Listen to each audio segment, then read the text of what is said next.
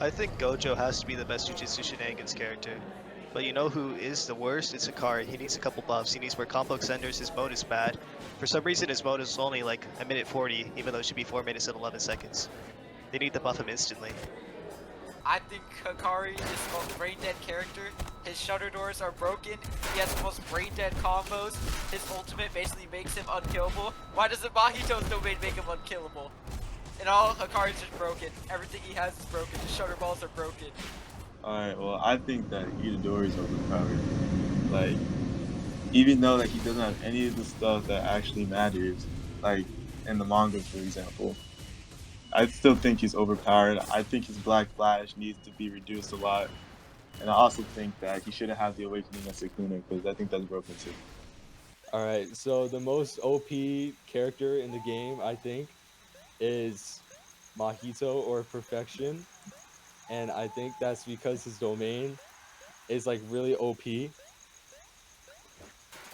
Yeah.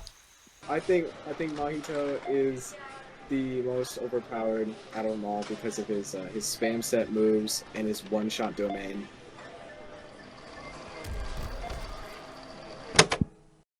Jujutsu Shenanigans currently has 5 characters in the game's roster. It's got Gojo, Itadori, Hakari, Megumi,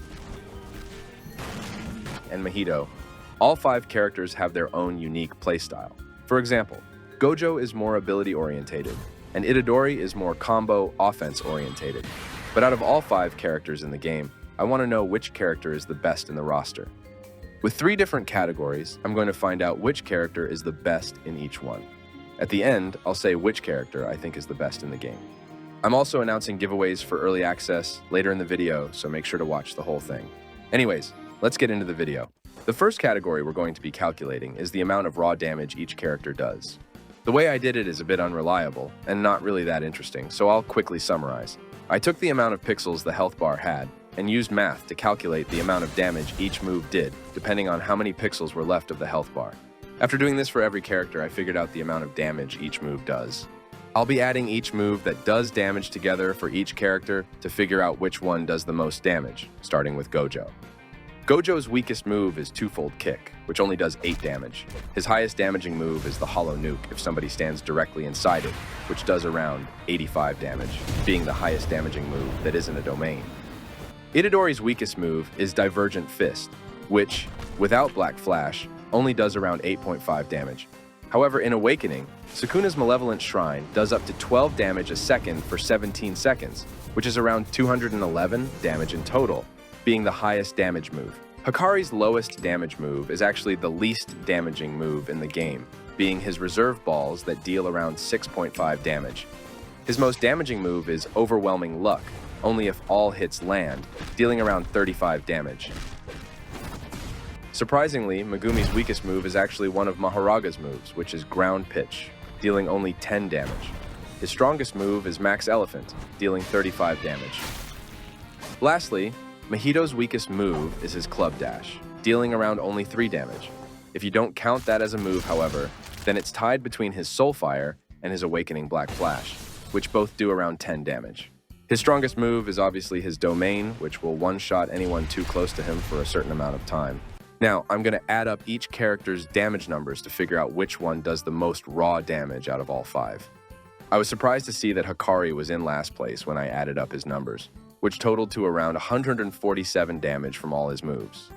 Mahito is barely in 4th place due to his lack of moves, totaling at 166.8 damage. Megumi takes 3rd with 173 damage due to having almost 3 different movesets in total. Gojo's damage is almost double that of Megumi's total, ending up at around 322 damage in total. Meaning, in 1st place, we have Itadori, which has the most raw damage at 455 due to his lethal domain. However, damage isn't always what makes a character. The next thing to consider is how flexible a character is in combat.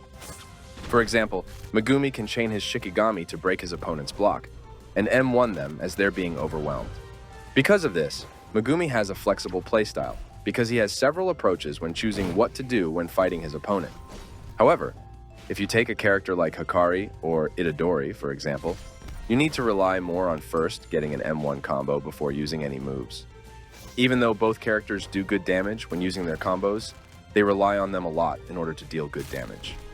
You might be wondering, well, how are you going to measure a character's flexibility? To be honest, I have no idea, so I'm just going to personally rate them on how flexible I think they are. I'm going to start with Itadori and Hakari. They both are a bit limited in flexibility when it comes to their moves, since most of them require M1s to safely land them without fear of getting hurt. Itadori's feint ability and aerial variance for his moves does allow him some room to fight without having to directly rely on straight combos. As for Hakari, most of his moves are very close range, causing him to rely on M1 combos more than Itadori. With the new update, however, Hakari received a variant to his reserve balls, allowing him to stun opponents for longer by also using shutter doors to hit them.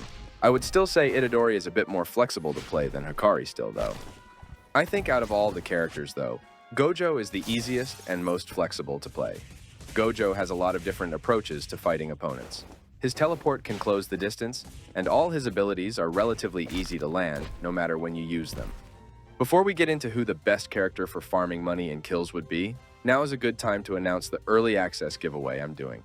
I've given the early access from the last video to these two winners. I'm sorry if you didn't get chosen, it was completely random and there were a lot of comments.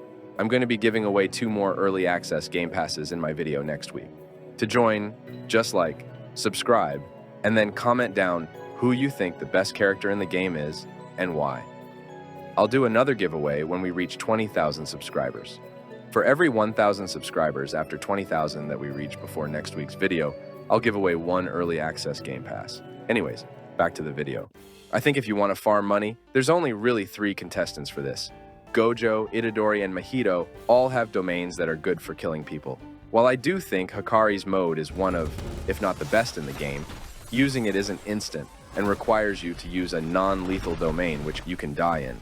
His attacks in his mode are also not that good for kill farming, since they mainly knock back enemies far if you're going for a lot of people, making it better just to target one person. 3 of Megumi's attacks are single target, so he's probably the worst when trying to farm kills. Mahito's domain, while almost certain death if you're caught in it, doesn't really have much going for him in his base kit, and he's not finished either, making him a bad candidate for kill farming. Itadori's awakening as Sukuna can allow you to get a whole lot of kills, whether it's using Fuga or his heavily damaging domain expansion. The only downside to Itadori is the fact that in his base, Itadori is only really good against one person, but in his awakening, his entire kit is great against many people. That's why for kill farming, I'd have to say Gojo has to be the strongest character in this category.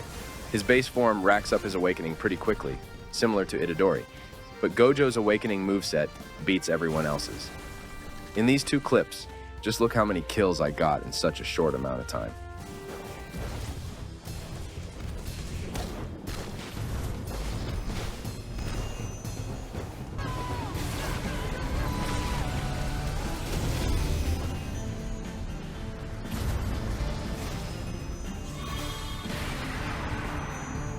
I got awakening only around 2 minutes after I lost my awakening last time.